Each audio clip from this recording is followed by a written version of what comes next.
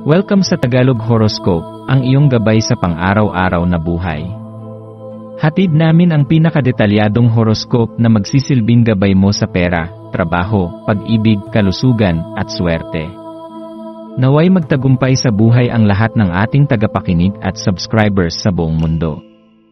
Maraming salamat sa pag-subscribe at tanggapin ang siksik, liglig, at umaapaw na biyayang hatid ng Tagalog Horoscope. Ito ang iyong pang-araw-araw na horoscope para sa Pisces para sa Mayo 4, 2025. Habang ang araw ay sumisikat sa umagang ito, mararamdaman mo ang banayad na paggising ng pagbabago sa iyong puso. Sa simula ng pag-retrograde ni Pluto, isang makapangyarihang enerhiya ng pagbabagong anyo ang sumasakop sa iyo, nag-aanyaya ng introspeksyon at malalim na pagmumuni. Ang araw na ito ay nagdudulot ng pagkakataon upang tingnan ang iyong sarili mula sa mas malalim na pananaw, upang sumalamin sa mga nagdaang karanasan at muling suriin ang iyong mga hangarin at pangarap.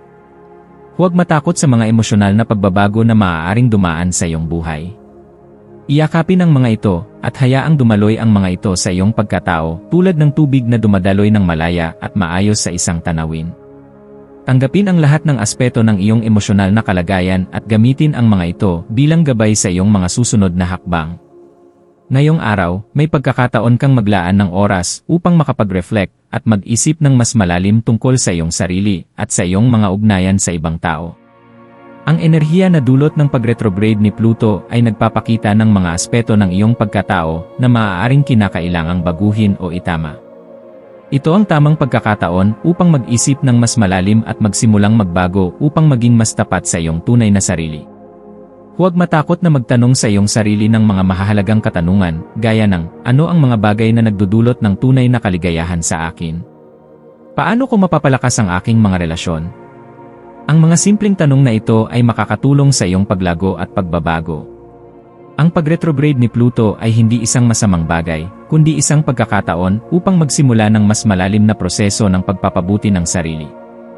Huwag kalimutan na ang pagbabago ay isang proseso na nangangailangan ng oras at pagsisikap, kaya't maglaan ng sapat na panahon upang magmuni-muni at magtrabaho sa iyong sarili.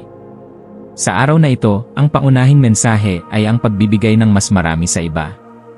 Bagamat may mga personal na hamon na maaaring kaharapin, ang iyong pagpapahalaga sa mga relasyon ay magiging isang malaking tulong sa iyong personal na pag-unlad. Ang pagkakataon upang magbigay ng pagmamahal at init sa mga mahal mo sa buhay ay isang malaking biyaya. Huwag kalimutan ang kahalagahan ng komunidad at sama-samang pagsasama, dahil ang mga oras na ito ay magpapalalim ng iyong mga ugnayan at magbibigay sa iyo ng kasiyahan. Ipinapaalala sa iyo na ang tunay na kaligayahan ay hindi nasusukat sa material na bagay, kundi sa pagkakaroon ng makulay at masayang relasyon sa mga tao sa iyong paligid. Ang pagkakaroon ng isang magandang ugnayan ay hindi lamang makikinabang sa kanila, kundi pati na rin sa iyong sariling kaligayahan. Ngayong araw, maglaan ng oras upang mag-organisa ng isang pribadong salo-salo o simpleng pagtitipon para sa isang mahal sa buhay. Maaaring hindi mo namamalayan, ngunit ang simpleng galak at pagkakaroon ng masaya at taos-pusong pagtitipon ay magiging isang magandang handog na magbibigay ng kasiyahan sa iyong puso at sa kanilang mga puso. Ang araw na ito ay nagdadala ng isang pagkakataon para sa iyo upang ipakita ang iyong tunay na sarili at hayaang magningning ang iyong pagkamalikhain. Ang enerhiya ng buwan sa Leo ay nagpapalakas ng iyong kakayahang magpahayag ng iyong mga ideya at damdamin sa isang makulay at masiglang paraan. Ang iyong likas na pagnanasa na magbigay ng saya at sigla sa iba ay magiging isang makapangyarihang puwersa sa araw na ito. Ang iyong mga interaksyon ay magpapakita ng iyong kahusayan sa pagpapahayag ng iyong sarili at madarama ng iba ang iyong vibrancy at kagalakan. Huwag matakot na mag-express ng iyong sarili ng buo at tapat. Ang pagiging totoo sa iyong sarili ay magdudulot ng kasiyahan hindi lamang sa iyo kundi pati na rin sa mga tao sa iyong paligid. Huwag matakot na magpakita ng iyong kahusayan at natatanging estilo dahil ito ang magpapakita ng iyong kakaibang halaga sa mundo. Habang ikaw ay dumadaan sa araw na ito, magandang maglaan ng oras upang magmuni-muni sa epekto ng iyong mga emosyon sa iyong mga aksyon at interaksyon. Ang mga nararamdaman mo ngayon ay maaaring magbigay ng gabay sa iyong mga desisyon at hakbang sa mga susunod na araw. Ang mas malalim na pagkaunawa sa iyong mga emosyon at reaksyon ay magpapalakas ng iyong intuisyon at magbibigay sa iyo ng higit na kasiguraduhan sa iyong mga gagawin. Ang enerhiya ni Pluto at ng buwan ay nagsasanib sa iyong kaluluwa, nag-aalok ng pagkakataon na mas mapalalim ang iyong koneksyon sa iyong tunay na layunin sa buhay. Tiwala sa iyong kakayahan na mag-navigate sa mga hamon ng iyong buhay na may malalim na pag-unawa at pagkalinga sa iyong sarili at sa iba. Ang pagpapalalim ng iyong ugnayan sa iyong sariling espiritu at sa mga mahal sa buhay ay magdadala ng mas malaking kahulugan sa iyong paglalakbay.